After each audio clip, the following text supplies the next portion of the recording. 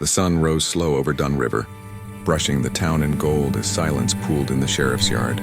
Folks gathered early, whispering, pointing, waiting, and at the center of it all stood Mara Ellison, the quiet widow no one ever suspected of anything more than loneliness. Sheriff Calder faced her with a heavy expression. He wasn't a man who enjoyed public tests, but pressure from the ranch council had been building for weeks. Ledger pages missing, shadowy sightings near the barns, and someone bold walking the valley at night. But when 3 ranch hands claimed they saw Mara near the Miller property after dark, everything changed. Calder stepped closer.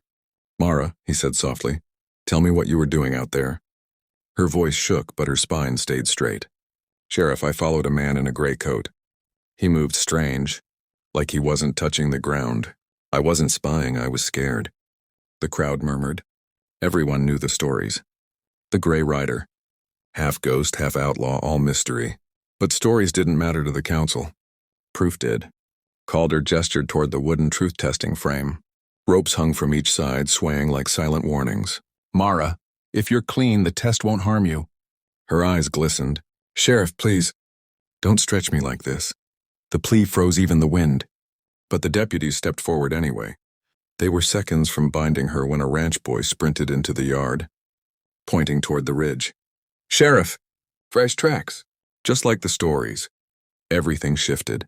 Calder, deputies, and a guarded Mara rushed to the ridge. There, deep in the soil, were long, sharp-edged footprints, too clean, too recent, too deliberate.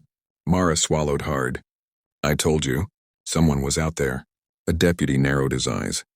"Or you left these to fool us." But Calder wasn't convinced. And when Mara whispered he wasn't alone, someone from our own town was with him. The sheriff felt a cold truth settle in his bones. Back at the yard, the council demanded the test. Ropes tightened. The crowd hushed. Then, a gunshot. A furious horse. A rider in gray bursting through the gate like a storm. Dust exploded. Deputies drew guns. The crowd ran. The rider pointed straight at Councilman Reed Hallstrom. "Ask him," he shouted, "what he's been stealing from your ranches." Gasps tore through the yard. Calder ripped the ropes from Mara's wrists. "Reed, is it true?" Hallstrom stumbled, pale as chalk. She saw too much." The rider removed his hood, revealing Ethan Ellison's brother, long thought dead. "I came back," he said, "because the widow wasn't the enemy. She was the witness." And in one breath, the town realized it had nearly punished the only innocent soul brave enough to speak.